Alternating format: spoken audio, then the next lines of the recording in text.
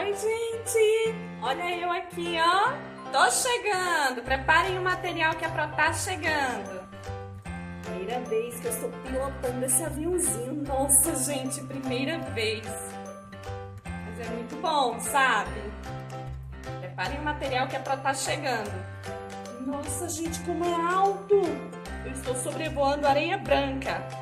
Já já eu chego no Vila Eulalia, hein? Pra gente começar a nossa aula. Preparem o material. Isso é bom demais, pilotar um avião. Gente, dá um friozinho na barriga. Mas eu chego. Já já eu tô chegando. A nossa aula vai ser bem legal. Ai, gente, como é bom, como é alto, gente! Tô chegando, hein, gente? Tô chegando! Cheguei para a nossa aula de história. Cheguei, eita, hoje aprovei de avião. Então, gente, peguem o material, tá? Que a nossa aula vai começar. Hoje nós iremos continuar falando sobre a chegada de portugueses, formação de governo geral, invasões. Vamos falar do ciclo do ouro, né? Então, gente, a nossa videoaula, ela corresponde à aula número 21, tá? Veja bem, gente, aula 21, quanto tempo já se passou aí, né? A gente convivendo aí com essa nossa nova realidade, aulas remotas, né? Videoaulas, aulas online, né? Então, hoje a gente vai falar um pouquinho sobre o ciclo do ouro. Tá? Então, o conteúdo de hoje vocês vão encontrar na página 121 a 122 e, posteriormente, vocês estarão realizando as atividades das páginas 123 a 125. Lembrando que a Pro não grava mais vídeo de correção e as correções, elas serão sempre realizadas através das nossas aulas online, tá, gente? Então, realizem as atividades, mandem as fotos e na nossa próxima aula de história a Pro vai estar corrigindo com vocês, tá? Bem, gente, vamos começar o nosso conteúdo de hoje, né? Então, nas aulas anteriores, nós temos falado aí um pouquinho sobre as capitanias hereditárias, né? A gente falou aí sobre uma situação aí que deu origem aí ao governo geral, um governo aí que deveria se instalar aí, né?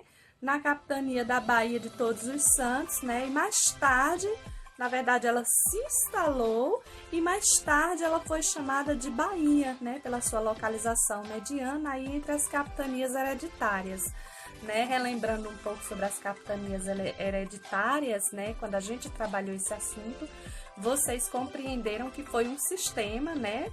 Que devido à falta de dinheiro, eles não tinham, na verdade, os portugueses eles estavam com dificuldade para investir, então eles criaram um sistema onde as terras seriam divididas em lotes e cada lote receberia uma pessoa aí para estar, na verdade, administrando esse pedaço de terra e dividindo os lucros, né, que restavam com esse pessoal aí que teria criado esse sistema, né? Então, quando a gente viaja um pouco pela história, a gente começa a perceber que muitas coisas aconteceram para a gente chegar, né, na real situação em que a gente vive, né? A nossa sociedade, para ela ter o sistema que ela adota atualmente, né, ela passou por muitas situações diferentes do que a gente conhece, né? Então, no decorrer das nossas aulas, por exemplo, a gente compreendeu aí sobre as invasões francesas e holandesas, que foi quando aí o Brasil se tornou colônia de Portugal aí, com a chegada dos portugueses, né? E outros países também continuavam tentando ocupar esse nosso território, enquanto que o objetivo era sempre o mesmo, explorar das riquezas naturais que existiam por aqui, né? O nosso país ele é muito rico em recursos naturais e isso foi descoberto assim desde os primórdios do início aí da nossa sociedade. Já se percebia que era uma terra que havia muito a se explorar, né? A gente conheceu o processo de exploração, de extração do pau-brasil, né? Que foi uma das primeiras assim situações a acontecerem. Quando a Pro fala em devastação ambiental, a gente sabe que não é um processo recente, isso começou lá no Brasil colônia, né? E aí muitos povos, eles tinham esse objetivo de vir, de alguma forma, estar aí explorando essa nova terra, a fim de encontrar riquezas, né? De prosperar nesse novo lugar que se descobriam. Né? Então os franceses, eles desembarcaram no litoral da América porque os portos de chegada era sempre o litoral, né? Que a gente sabe que eles chegavam através de grandes navegações aí por volta de 1500, buscavam assim constantemente esse pau-brasil, né? E tinham assim muito interesse, explicitamente tinham interesse em apoderar-se, né, de uma parte da terra, ser donos. Eles queriam ser donos, desrespeitando até mesmo as pessoas que já existiam por aqui. Então foi um período assim muito árduo, principalmente para as pessoas que já viviam aqui, os indígenas, né?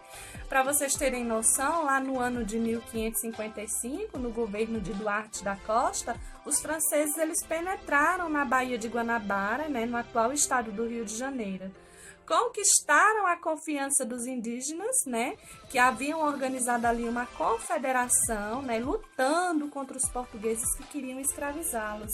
Então, vejam quantas situações difíceis esses índios passaram. Tiveram suas terras invadidas e ainda se tornaram escravos desse pessoal que chegava aí. Então, os portugueses, eles reagiam, né, claro, eles tinham a sua forma de reagir, mas eles não conseguiram expulsar franceses, né, dessa região do Rio de Janeiro, né? E a expulsão, ela só aconteceu lá por volta de 1567, sob o comando de Estácio, né, de Sá, que foi morto em combate também em lutas, né? Então, nessa época, né, quem governava era quem? Mendes Sá. Estácio de Sá era o seu sobrinho aí, que veio ao Brasil para ajudar na luta contra os franceses. Então, esse pessoal vinha, trazia familiares que entravam também na luta para tentar conquistar alguma coisa. Então, em relação a essas invasões dos holandeses, a gente sabe que houve um rei que se destacou, que foi Felipe II. Em 1580, ele assumiu o poder após a morte do seu tio-avô, né? E aí deu um pontapé aí de partida, né, no processo de domínio desses lugares aí. Tá? Então, o Brasil, ele foi invadido, na verdade, 2 vezes pelos holandeses, né? Ocuparam Salvador em 1624 por 1 ano, depois invadiram Pernambuco em 1630 por 24 anos, controlando quase todo o litoral nordestino. Então, Pernambuco foi o local escolhido para ser invadido. Por quê? Porque essas capitanias, elas eram muito ricas e tinham uma grande produção de cana-de-açúcar. E os holandeses, eles queriam controlar o comércio de açúcar na Europa. Então, por esse motivo, a Holanda, ela precisava dominar a região que produzia em maior quantidade aí o açúcar, tá? Então, chegou aí a Pernambuco, na verdade, em 1637, o Maurício de Nassau, que marcou história no nosso país, que foi um alemão, né, que veio a serviço aí da Holanda para assumir o governo. E ele fez a região progredir bastante, foi muito estimulado aí pelos colonos de Olinda e do Recife, tá, gente? Então, a gente compreendeu aí que algumas pessoas que vieram de fora, sim, eles tinham poder e eles permaneceram por muito tempo por aqui. Então, e se falando aí do ciclo do ouro, né, como Portugal estava ganhando muito dinheiro com a comercialização do açúcar, a Holanda, ela passou a procurar esse produto em outros locais e conseguiu aí fazer concorrência, né, aí com portugueses, né, sobre aí o seu açúcar vindo das Antilhas, tá? Então, o ciclo do açúcar no Brasil, ele começou a passar por uma forte crise, né? Muitos senhores de engenho, eles perderam suas terras e seus escravos. Então, Portugal começou a fazer o quê? Começou a procurar uma nova riqueza para explorar. Se não dava mais para trabalhar com aquele produto, vamos explorar um novo produto, né, incentivado aí a buscar por metais preciosos. Então, nessa busca, os bandeirantes de São Paulo terminaram aí encontrando ouro na região, onde atualmente fica o estado de Minas Gerais. Assim, a mineração, ela passou a ser a principal atividade de exploração de Portugal. Então, as primeiras pessoas a se instalarem na região, elas encontravam-se sem estrutura, elas não tinham estrutura, tá? Não havia moradia, alimentos ou remédios. Essas pessoas, elas viviam de uma forma bastante precária, tá? Os negros, por exemplo, eles passaram a trabalhar em várias atividades diferentes. Podiam ser encontrados escravos, né? Eles eram encontrados escravos, eles se tornaram escravos, trabalhando aí em serviços domésticos, como artesão, vendedores ambulantes e na própria mineração. E viviam de uma forma injusta, tá? Os negros vendedores ambulantes, eles eram conhecidos como negros de ganho, né? Mas a maior parte do que ganhavam ficava para os seus donos. Então, eles não recebiam como deveriam pelo que trabalhava, tá? Como deveriam. Eles não tinham assim, eles não recebiam salário para realizar aquele trabalho. Eles viviam de uma forma indigna, de uma forma injusta, tá? Então, a exploração do ouro dependia do escravo, que trabalhava nas minas e passava boa parte do dia com as pernas aí dentro da água, porque tinha de procurar o ouro nos rios, né, e nas suas margens e no seu leito. Então, como os maus tratos continuavam, os escravos frequentemente ficavam doentes, sendo as doenças mais comuns causadas aí pelo grande tempo, né, que passavam na água explorando o ouro. Então, acabavam adoecendo e até morrendo. Então, por conta de tudo isso, trabalhavam em média apenas 8 anos, porque morriam de algumas doenças.